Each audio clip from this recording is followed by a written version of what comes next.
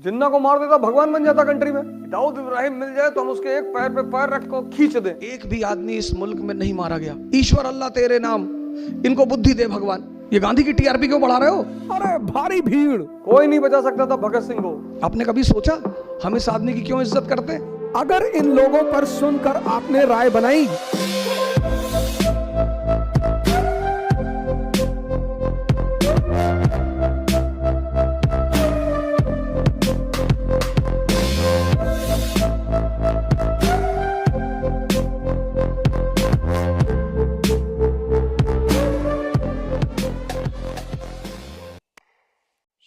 वैसे तो हिंदुस्तान का इतिहास सितारों से खाली नहीं है, और ऐसे ऐसे सितारे हैं जिन्होंने न सिर्फ इस देश, इस समाज, बल्कि पूरी मानवता को एक नई दिशा दी। उन्होंने अपने कामों से, अपने विचारों से लगभग सभी जागृत मानसिकताओं को प्रभावित किया। Awakened mentality, awakened mentality. सबको तो प्रभावित नहीं कर पाए। उनके साथ एक प्रॉब्लम है, ऐसे लोगों के साथ एक प्रॉब्लम है कि वो सिर्फ जागृत मानसिकताओं को प्रभावित कर सकते हैं। बुद्ध, महावीर, दादू, नानक, रैदास, गांधी, भगत सिंह, सुभाष चंद्र बोस और न जाने कितने सारे लोग। और अंबेडकर एक ऐसे व्यक्तित्व हैं, अंबेडकर, गांधी, ये सब ऐसे व्यक्तित्व हैं कि इन पर सुनकर राय ना बनाए। अगर इन लोगों पर सुनकर आपने राय बनाई, जैसे मैं एक बड़ा छोटा सा एग्जांपल आपको देता हूं। गांधी को इतना गाली देते इस देश में इतना लोग गाली देते, इतना। पर सर जब आप उस आदमी को पढ़ेंगे ना और समझेंगे, आज 2022 भारत एक राष्ट्र है। 1922 भारत राष्ट्र था ही नहीं। आज 2022 भारत एक राष्ट्र है, सशक्त राष्ट्र है।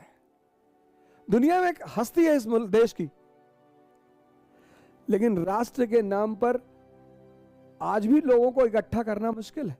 आज जाति के नाम पर लोगों को इकट्ठा करना आसान है, धर्म के नाम पर लोगों को इकट्ठा करना आसान है, क्षेत्र के नाम पर इकट्ठा करना आसान है। 1920 का भारत, 2022 का भारत, भारत एक राष्ट्र है, सशक्त राष्ट्र है। और आज भारत के लोगों को नेशन के आधार पर एकत्र करना मुश्किल है। और 1920 में राष्ट्र था ही नहीं। मैंने कहा ना, आज आप लोगों को जाति के नाम पे इकट्ठा कर लेंगे, आज आप लोगों को धर्म के नाम पे इकट्ठा कर लेंगे, क्षेत्र के नाम पे इकट्ठा कर लेंगे, लेकिन राष्ट्र के नाम पर। और जब उस आदमी ने नॉन कोऑपरेशन मूवमेंट शुरू किया, अरे भारी भीड़। उस बैकग्राउंड में जब अंग्रेजों ने जलियांवाला बाग नरसंहार किया था, उस बैकग्राउंड में आप सोचो सर, बिना राष्ट्रवाद की धारणा के लोगों को बाहर बुलाना कितनी बड़ी उपलब्धि रही होगी इस व्यक्ति की। सर वो आम बात नहीं है। इसलिए मैं आप सभी लोगों से इस देश में निवेदन करता हूं, खासकर अपने युवा मित्रों से निवेदन करता हूं। बहुत जल्दी भावुक हो जाते हैं। व्हाट्सएप यूनिवर्सिटी से दूर रहें, फेसबुक यूनिवर्सिटी से दूर रहें, इन सब यूनिवर्सिटियों से दूर रहें। मैं आज बहुत ज्यादा समय तो आप लोगों का नहीं लूंगा, लेकिन मैं सीरीज बनाऊंगा। मैंने ये प्लान बना लिया है कि भारत की जितनी भी महान हस्तियां हैं, पहले भारत से ही शुरू करूंगा, उन पे मैं एक सीरीज बनाऊंगा।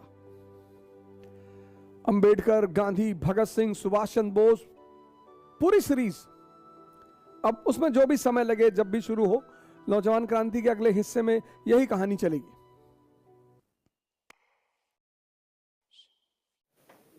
नाथूराम गोडसे को मारना ही था, जिन्ना को मार दिया होता। जिन्ना को मार देता भगवान बन जाता कंट्री में, क्योंकि जिन्ना के बाद दूसरा कोई मुस्लिम लीडर उस मूवमेंट को चलाने वाला था ही नहीं। पाकिस्तान बनता ही नहीं। और सुबह नहीं, वो भगत सिंह को गांधी जी की वजह से लटकाया गया। ना मारेंगे ना, भगत सिंह को गांधी जी की वजह से लटकाया गया। प्रोटेस्ट किया, लेटर लिखा अरविंद गांधी जी, कोई नहीं बचा सकता था भगत सिंह को। इस देश के पूंजीपतियों ने लटकाया उस आदमी को। 1927 फिक्की, पुरुषोत्तम दास ठाकुर। 1929 में डिप्रेशन हो गया, वो आदमी बन रहा था लेनिन दूसरा एशिया में। गांधी को गाली दे दो, वो जिंदा हो तो भी तुम्हें कुछ ना बोले कि बेटा दो और दे दो। गांधी को गाली देकर तुम तोप बन रहे हो। दाऊद इब्राहिम को दो, जो बाबा जी गाली दिए थे गांधी जी को, मैं उनको अपने कई वीडियो में मैसेज भेजा हूं कि बाबा जी आपके घर में झाड़ू लगाएंगे, आप दाऊद इब्राहिम को गाली दो कि दाऊद इब्राहिम मिल जाए तो हम उसके एक पैर पे पैर रख कर खींच दें। गांधी जी को गाली देना, वो नहीं है तब तो खैर कोई खतरा ही नहीं, वो होते तो भी कुछ नहीं कहते, गाना गाने लगते। ईश्वर अल्लाह तेरे नाम, इसको बुद्धि दे भगवान।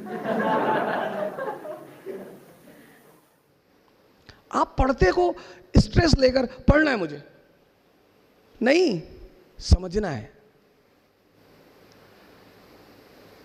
आप पहली गलती पता क्या करते हो, आप स्ट्रेस लेके काम करते हो। पढ़ना है, मैं नहीं कहता, आप किताबें इतनी प्यारी चीज है इतनी, पर कब, जब आप उन्हें समझो। 1922 में 1920 गांधी जी की फोटो देखकर याद आ गया।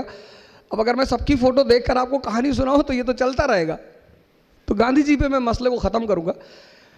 1920 में इस आदमी ने असहयोग आंदोलन, नॉन कोऑपरेशन मूवमेंट चलाया।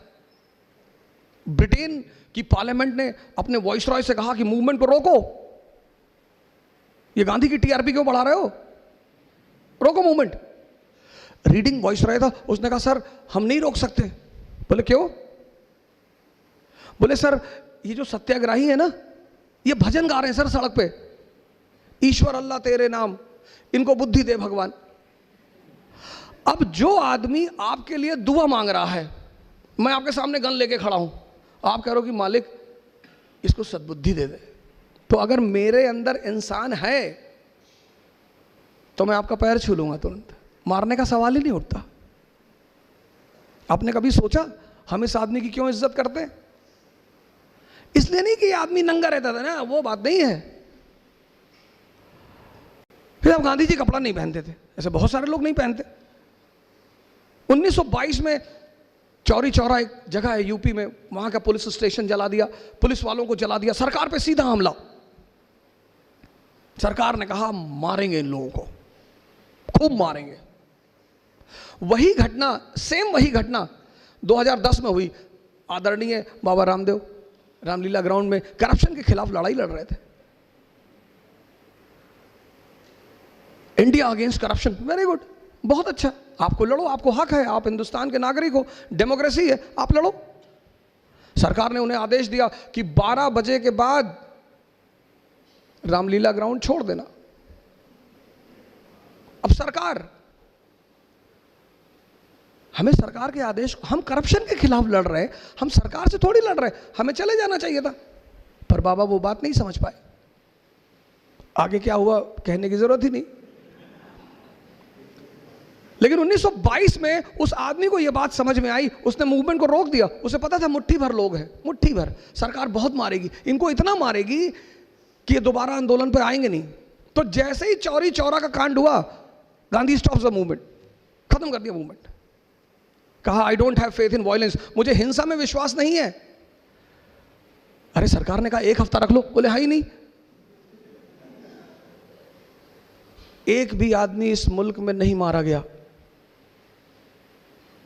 महान है वो आदमी। किसी का विरोध करो और वो तुम्हें मार ना पाए। मैसेज पढ़ो किसके लिए? मैसेज के लिए।